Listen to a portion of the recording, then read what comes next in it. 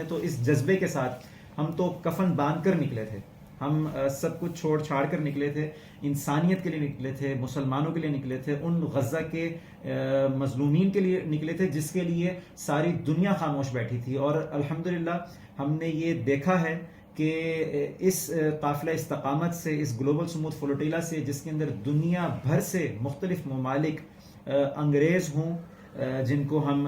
White کہتے ہیں، white people کہتے ہیں، اور اس طرح سے، یا ہم دنیا کے یعنی ہر کونے سے عوام نکلی ہے، اور لوگ اپنے اپنی جو ہے وہ وسائل کے ساتھ نکلے ہیں، سب کچھ چھوڑ چھاڑ کر نکلے ہیں، اور سب کو معلوم تھا کہ جس کے مقابلے میں جا رہے ہیں وہ دنیا کی بدترین قوم ہے. میں تو ہمیشہ کہتا ہوں کہ یہ وہ قوم ہے جن کو قرآن کریم نے فرمایا کہ کونوا قردۃ خاسئین، یہ بدترین بندر اور سور اور اس طرح کے لوگ ہیں جن سے کسی طرح کی انسانی ہمدردی ممکن ہی نہیں ہے.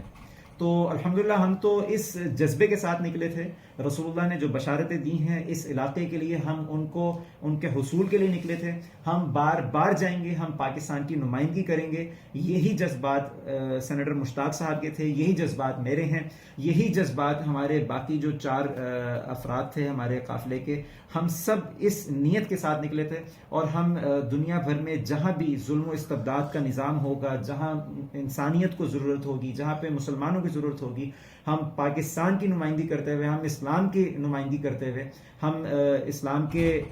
جو ہے وہ جھنڈے کے ساتھ، ہم پاکستان کے بچے، ہم غزہ کے بچے، ہم انشاءاللہ اس کے لیے ہر وقت تیار ہوں گے، اور ہم بار بار جائیں گے انشاءاللہ. ہم دبیں گے نہیں. ہم انشاءاللہ تعالی ہم امت محمدیہ کی طرف سے، ہم انما المؤمنون اخوہ کی بنیاد پر ہم علم بلند کیے رکھیں گے. ہم ہر حال میں ہر رستے کو اپناتے ہوئے، چاہے وہ فضائی ہو، بحری ہو یا بری ہو، ہم ہر رستے کو اپناتے ہوئے انشاءاللہ ہم نکلیں گے.